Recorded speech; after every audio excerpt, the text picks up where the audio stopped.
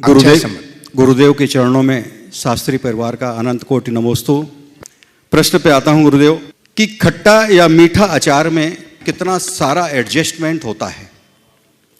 आम का स्वभाव खट्टा होता है, शक्कर और गुड़ का स्वभाव मीठा होता है, मेथी का स्वभाव कड़वा होता है, मिर्च का स्वभाव तो हम सभी जानते ही हैं।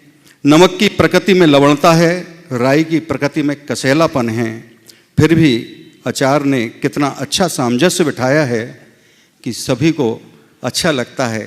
हे गुरुदेव, हम जॉइंट परिवार में नाना प्रकार के सबके अपने अलग अलग मन रहते हैं, लेकिन कैसा सामंजस्य बनाएं कि कम से कम अचार की मधुरता हम सब में ऐसी ही बनी रहे।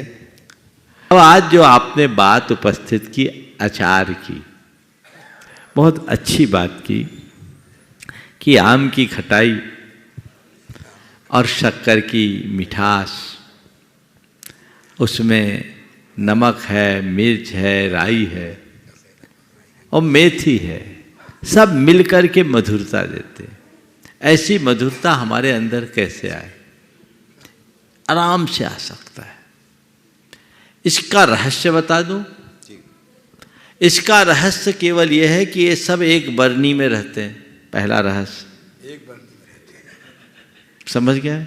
सब के सब एक बरनी में रहते हैं और सब एक दूसरे का गुण लेते हैं।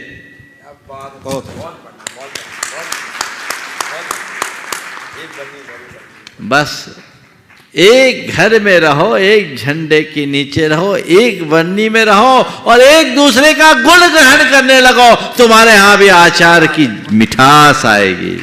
और एक बात बोलूं, अचार खाए तो हमें बहुत साल हो गए लेकिन अचार जो खाए हैं उनको बोलता हूं, सब एक बरनी में रह करके मिक्सअप होते हैं, लेकिन उसके साथ भी सबका अलग अलग स्वाद का आभास भी होता है।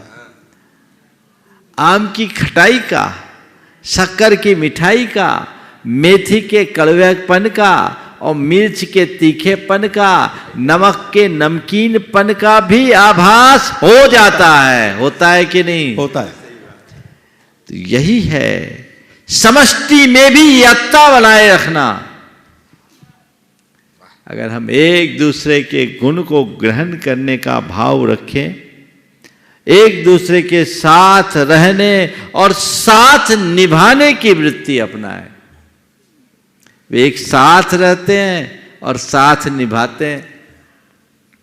अगर आम कहे नहीं मैं तो खट्टा हूं, खट्टा ही रहूंगा, शक्कर कहे नहीं मैं मीठी हूं, मैं मुझे मीठी ही रहना है, मेथी कहे मेरा स्वभाव जो है मैं नहीं छोड़ूंगा, मैं जैसी हूं वैसी रहूंगे, और मिर्च लप लपा ले कि ज्यादा मत बोलो, मैं तीखी हूं तीखी रहूंगी, और नमक कहे देखो मैं अपनी मौजूदगी हटा नहीं सकता, मैं अपने ही स्वरूप में रहूंगा, तो अचार नहीं बनेगा।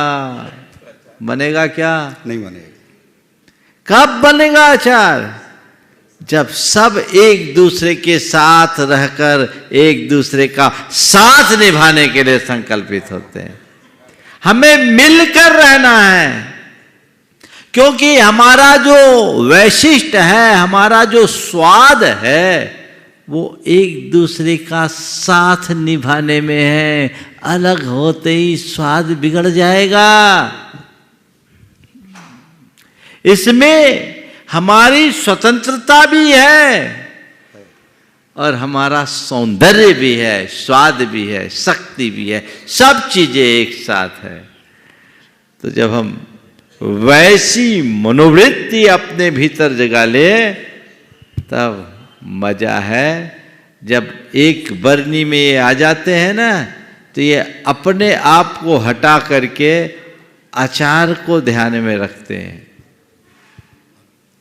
बस हमें भी व्यक्तिगत महत्वाकांक्षाओं को गौण करके घर परिवार की सुख शांति और समृद्धि को अपना लक्ष्य बनाना चाहिए, और उसके लिए अपना जितना उत्कृष्ट हो उत्सर्ग करना चाहिए। यदि हम ऐसा करने में तत्पर हो जाए तो हमारा बेड़ा पार।